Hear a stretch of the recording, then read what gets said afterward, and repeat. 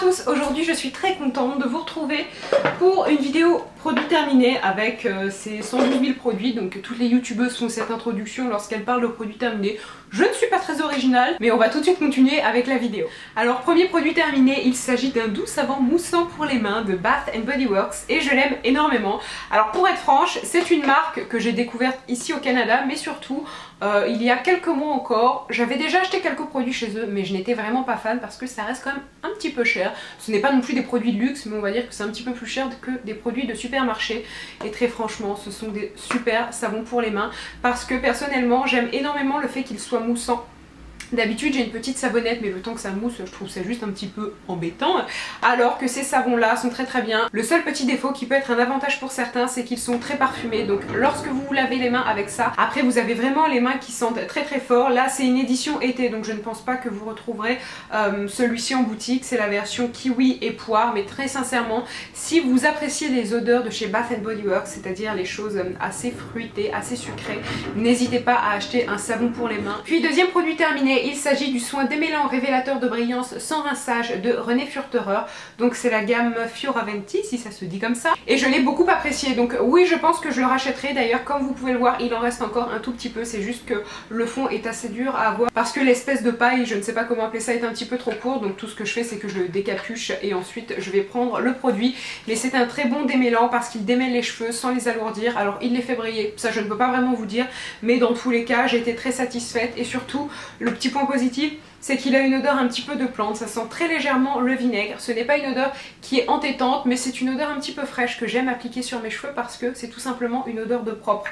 Donc si vous cherchez un démêlant de bonne qualité et surtout d'une bonne marque, ça c'est une marque de pharmacie pour les françaises, et bien n'hésitez pas avec celui-ci. D'ailleurs le premier produit, je ne vous ai pas dit si je le rachèterais, mais oui clairement je le rachèterai puisque j'ai déjà acheté d'autres savons. Et celui-ci c'est pareil, je le rachèterai. Puis on va continuer avec deux produits capillaires de chez Lush. Donc d'un côté vous avez l'après-shampoing Rêve Américain et de l'autre le I Love Juicy, donc qui est un shampoing pour cheveux gras.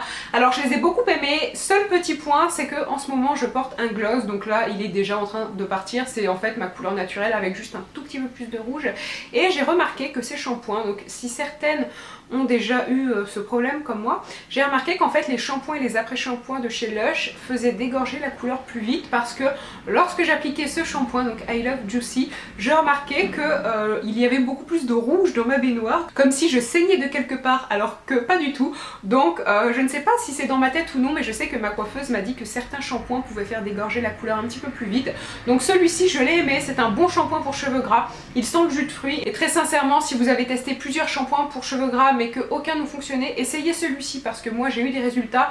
Et surtout il donne un aspect assez frais au crâne et son odeur de fruits est plutôt agréable. Et ensuite donc il y a Rêve Américain qui est un après-shampoing qui a juste une odeur de folie et c'est vraiment pour ça que je l'applique. Alors c'est un bon après-shampoing. Après le petit défaut, je trouve qu'il démêle les cheveux pas si bien que ça, c'est-à-dire que j'ai des après-shampoings qui sont vraiment là pour démêler le cheveu et après je peux passer ma main dans mes cheveux et je n'ai rien. Là je passe ma main dans les cheveux et il reste prisonnier, donc c'est le petit défaut. Je l'ai quand même utilisé, je l'ai quand même fini, mais est-ce que je rachèterai ces deux produits là? Le shampoing peut-être, mais l'après-shampoing je ne pense pas parce que certes il sent extrêmement bon, il a une odeur de milkshake un petit peu sucré, c'est super, mais au niveau de l'effet sur mes cheveux je n'ai pas vu réellement de plus ou qu'il est démêlé. Or c'est vraiment ce que j'attends d'un après-shampoing. Ensuite pour parler de maquillage, j'ai fini le teint touche éclat d'Yves Saint Laurent que j'ai déjà racheté, donc là la question ne se pose pas et pour moi c'est un excellent fond de teint. Alors c'est un fond de teint que je recommande pour les peaux normales, pour les peaux sèches, pour les peaux grasses non, pour les peaux mixtes ça dépend.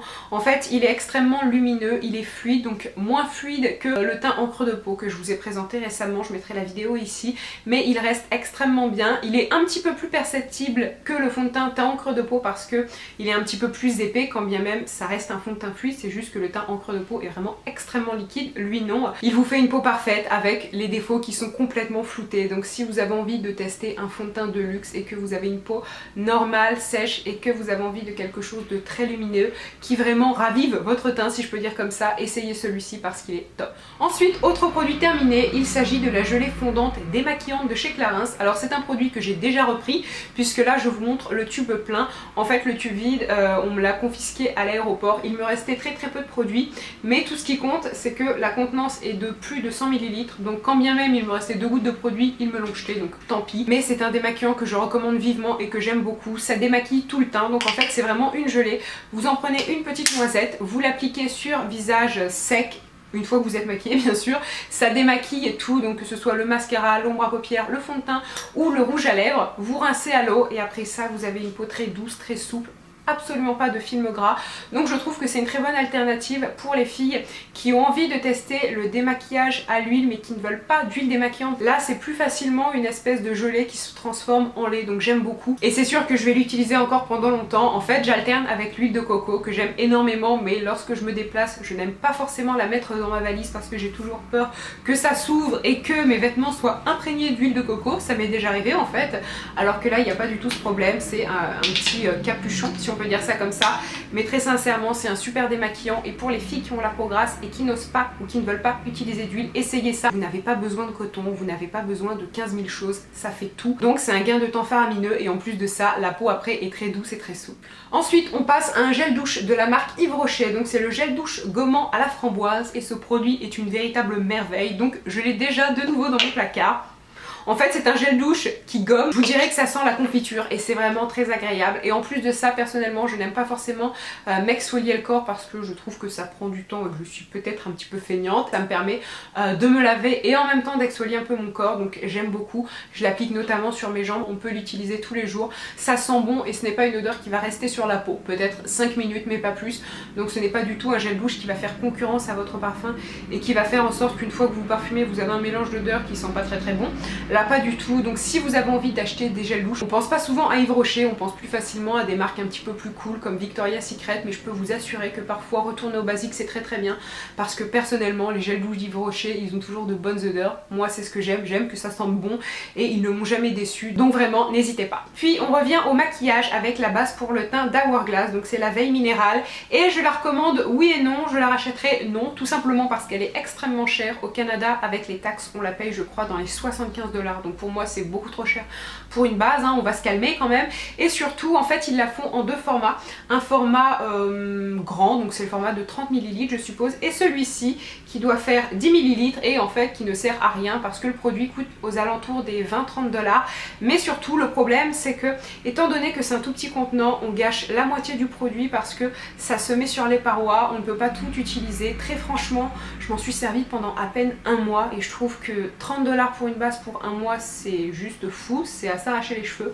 Donc je recommande cette base oui si vous avez le budget, si vous avez envie, mais en grand format parce que le petit format oui sur le coup c'est moins cher mais elle dure pas longtemps et puis la moitié du produit est gâché. Et sinon au niveau de l'effet c'est une base siliconée, donc elle vient lisser votre peau, c'est plus simple après pour appliquer le fond de teint, ça coulisse mieux si on peut dire ça comme ça, ça glisse mieux, je crois que ça sera un terme plus adapté. Donc oui c'est pas mal mais on peut tout à fait s'en passer. On revient au gel douche encore une fois avec la marque Yves Rocher et le gel douche au cerisier en fleurs et il est très bien. En fait c'est surtout qu'il a une odeur génial, ça sent vraiment la fleur de cerisier. Ils ont un parfum d'exactement la même gamme et pour ma part c'est devenu un de mes parfums favoris. Je sais que je l'ai énormément porté cet été, donc si vous avez envie d'acheter un produit de la gamme cerisier en fleurs, n'hésitez pas parce que c'est vraiment une gamme qui vaut le coup. Je ne sais pas si je vais racheter le gel douche parce que j'en ai d'autres à finir, mais très sincèrement c'est une gamme, c'est sûr que je rachèterai au moins un produit parce que l'odeur est vraiment à tomber et si vous pouvez passer en boutique, allez la sentir parce que personnellement c'est une odeur qui me rend heureuse.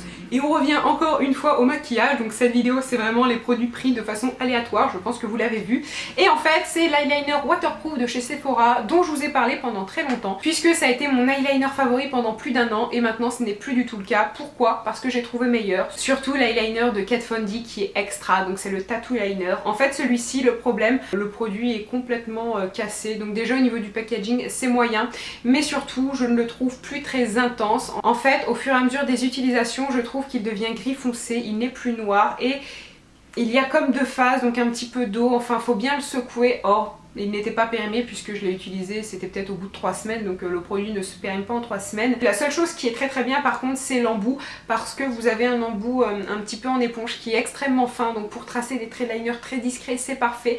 Celui de chez Clarins, je vous en ai parlé, je l'aime énormément, vraiment au niveau de la matière, il est intense et je n'ai jamais vu un eyeliner aussi intense, même celui de Kat Von D est moins intense, mais le problème c'est que l'embout est quand même assez épais. Lorsque je faisais mes traits de liner avec celui de Clarins, je me suis rendu compte qu'à la caméra ça passait mal parce que j'avais un trait qui faisait en fait presque la taille de ma joue, donc ça n'allait pas du tout. Je me rendais pas forcément compte lorsque je me maquillais dans le miroir, mais la caméra m'a fait comprendre que Alison, il faut que tu arrêtes.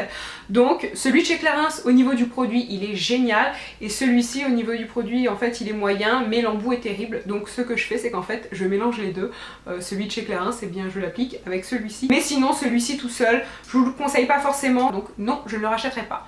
Ensuite, avant-dernier produit, il s'agit de la base de Chez Tarte que je ne rachèterai pas parce qu'elle ressemble énormément à celle de Maybelline, donc la Baby Skin, sauf que celle de Maybelline coûte beaucoup moins cher. Celle-ci est bien, mais en plus de ça, je trouve que c'est une base siliconée trop épaisse, donc elle n'est pas agréable à utiliser, elle ne sent pas bon. Alors en général, les bases siliconées ne sentent rien, mais celle-ci, je trouve vraiment qu'elle sent le plastique. Ça sent les sacs plastiques lorsqu'on fait nos courses, donc c'est pas une odeur qui vend du rêve. J'ai remarqué qu'elle bouchait un petit peu plus les pores, alors je ne sais pas si ça vient de moi ou pas, mais lorsque je l'applique, parfois je peux avoir quelques réactions. Je n'ai pas ce problème-là avec celle de chez Maybelline.